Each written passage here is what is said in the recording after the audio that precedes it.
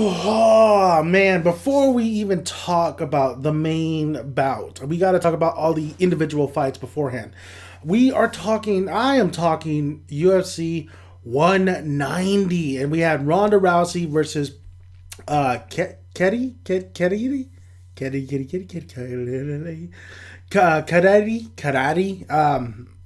Really can't say it. And of course, this is taking place in Brazil. I must say, to let you guys know, I'm going to be covering more UFC events now. Now I want to get into more UFC events. I try to watch every fight. They're expensive. It's expensive shit, and man, I would be pretty pissed off because of the mic. You know what you're gonna get. You know with Ronda Rousey, you don't know, or you know that there's a possibility she'll finish off her opponent with ease in seconds, like Tyson used to do back in the day when he paid for a pay per view event. What's great about this card, though, it was a lot of great fights. I thought there were a lot of great fights. I think there was one lackluster fight. Just to get a little recap before we enter the discussion of Ronda Rousey versus Kairi. Basically, Silva versus Palel. That's Bigfoot. Bigfoot Silva end up knocking. That seemed a little bit rigged. I'm not gonna lie. That looked like a little like really looking at the replay and stuff. It didn't really seem like Bigfoot really hurt him at all. Palel or whatever his name is. He got him with with the knee. He got him with the knee, but like the guy was covering up and he was wailing on him while he was covered up. And Joe Rogan did point it out, like, oh man, Bigfoot strength, this and that. I don't see it. I don't see it. I don't see how he really got hurt that bad to lose that fight to Bigfoot. But it was still entertaining. It was a knockout, so it was entertaining on that point.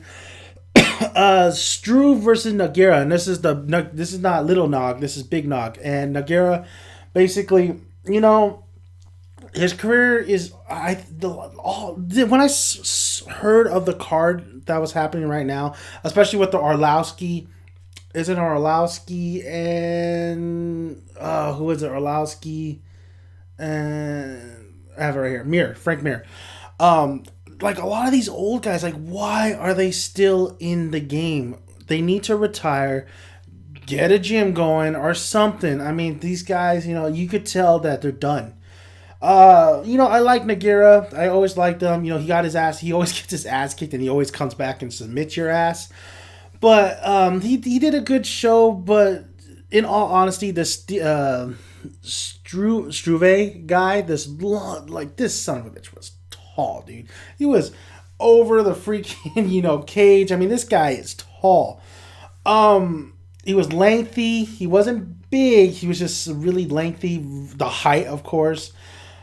He showed a lot of respect, so give it up to that guy. But yeah, he should have knocked Nogueira out. I don't see how he couldn't have knocked Nogueira out. And Nogueira really came back with a lot of takedowns.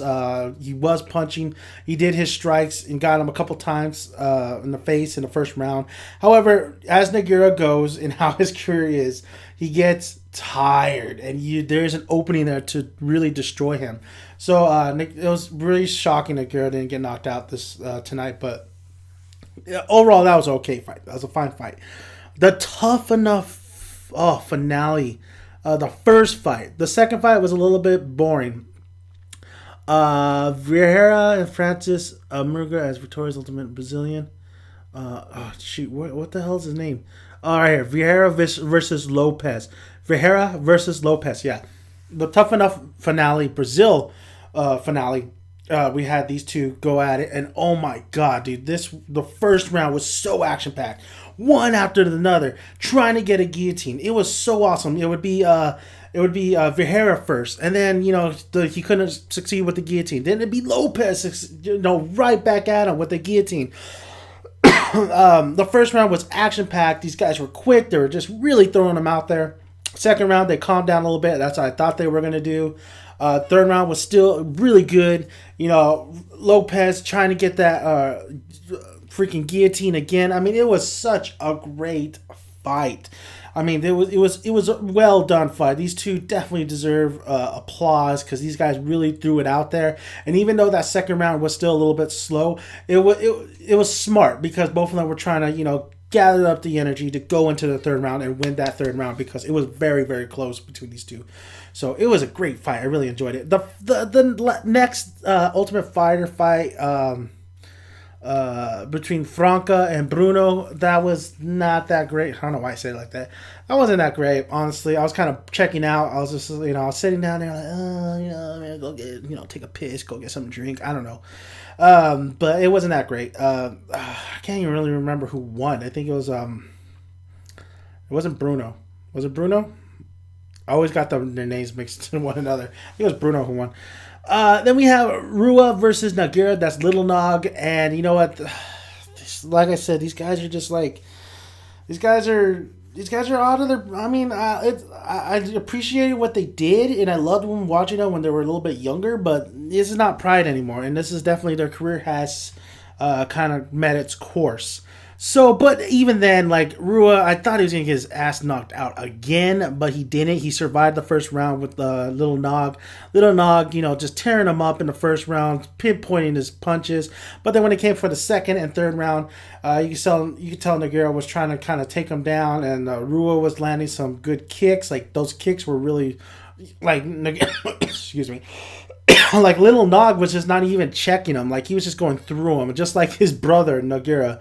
But, Rua ended up winning a decision, and it is what it is. I'm just... we need new, fresh blood for the UFC. That's my whole thing. Now, let's talk about Rousey and Carrera. I didn't know who Carrera, she's a Brazilian. Definitely fine for her hometown. I didn't know who she was. I haven't seen her fight, so I saw little highlights my friend showed me, and see how big she was. She was about the same size as Ronda, actually, and I was just a little disadvantages here with the reach and the height, but she was right around there, and she looked crazy, man. She looked like she was hungry for it. At first, I was like, yeah, I want her to win. I hope she beats Ronda. However, when she got into that cage and she started doing all these stupid stuff, just like not just, just get, you could see a little bit of her pump. She was pumped at first, and then it kind of went down a little bit as that bell's about to ring. So I was like, oh, shit, she's going to get her ass kicked. And that's what happened. She got her ass kicked. She got her ass kicked by Ronda. Kudos to Ronda for, kicking ass, taking names. So she won. She won in 34 seconds. What can I tell you? She didn't win by submission. She didn't win by her judo throws. She won by her striking, and she struck the hell out of Carrera and caught her in the temple. So that's why she went face first to the mat, and that was it. I'm going now. We're gonna get into the discussion. You know how I feel about Ronda Rousey. I feel like she cannot be the best until she fights the best, and that's Chris Cyborg. However, and nowadays I'm like, you know what, she could beat Chris Cyborg because she has training. She looks great. I think she could beat Chris Cyborg. However, like Mayweather, you have to fight the best still.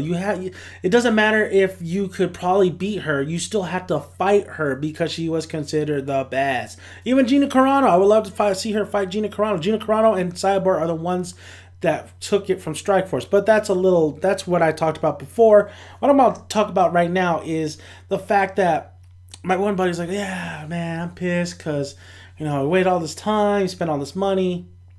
I'm pissed at Ronda. Like, there's 34 seconds. It's a joke. The fight's a joke. Now, you got to remember, if you're watching boxing and Tyson's fights, that's what you were going to get. You're paying to see Tyson kick some ass, like really just knock people out. So you knew it was not going to last that long. It was just going to be pretty much a waste of money. However, with UFC, you got to realize the women's division in the UFC is new. There's not that many opponents for Ronda. I believe there's still girls out there that are just as good as Ronda, or just as experienced as Ronda. But they're not signed. They're not signed to UFC. They're all around. There's Muay Thai fighters still out there that they need to overall get their jiu-jitsu game going. There's 5 women fighters out there that have not been signed yet that could take on Ronda. And I think it is a little bit of the media play with Ronda. I mean, by no means I think she doesn't deserve to be champion or she isn't champion. I don't like her personally. However, she is legit. She's you could tell that she's been working her ass off, and she's kicking ass. She's really taking names. However, I'm not going to sit here and say, oh man, she's the greatest of all time. I can't say that because The women's division it's like Babe Ruth, right? Babe Ruth, was in. He's considered the greatest of all time. Yet there was no black players playing at his era. So can you really consider him the great? You can consider him to be one of the greats, but the greatest, it's always a question mark. With the women's division, it's just not. There's not nobody really in there. I mean, the only one that she had real competition with was Misha Tate. But there's really nobody in this division that could really step up to Ronda. But I believe there's girls outside of the UFC that they need to sign to step up to Ronda. And I think Dana White and the UFC are just, this is their $1 million baby. This is their golden goose. They don't want anything to really disrupt that flow. This is their Brock Lesnar, except she's more legit than Brock Lesnar. But I want to see. I like being pissed at Ronda for ending these fights so fast. You can't be pissed at her. I will defend her. I don't like her. I will defend her by the ends of the earth. If you're pissed at Ronda for ending these fights so quick, that is not her fault. She is doing exactly what she needs to do. She's going in. She's beating these opponents. You got to blame the opponents. You got to blame Dana White. You got to blame UFC organization, just definitely not bringing in any blood to challenge Ronda Rousey. And you got to blame the opponents for, I think they think too that they could, Ronda Rousey, she's just a media joke. She's not just, somewhat a little bit of it is kind of true. Like they're not really giving her these heavy opponents, but she's undefeated and she's champion for a reason. But I would love to see UFC to really just bring some girls in, just really to give Ronda Rousey competition. Everybody says there's nobody that can compete with Ronda Rousey. That is bullshit. Everybody has somebody that they can compete with that could bring that extra mile. Mayweather, Mayweather and Pacquiao, say what you want to say about Mayweather. At least he took the fight. That's why I give him a lot of respect and call him one of the greatest. Because he beat Pacquiao. It would have been nice to see those two fight in their prime, but it is what it is. He beat Pacquiao. But for the longest time, that was supposed to be his rival. And maybe Ronda is like Mayweather. Maybe there is nobody that could step up to the plate, really. But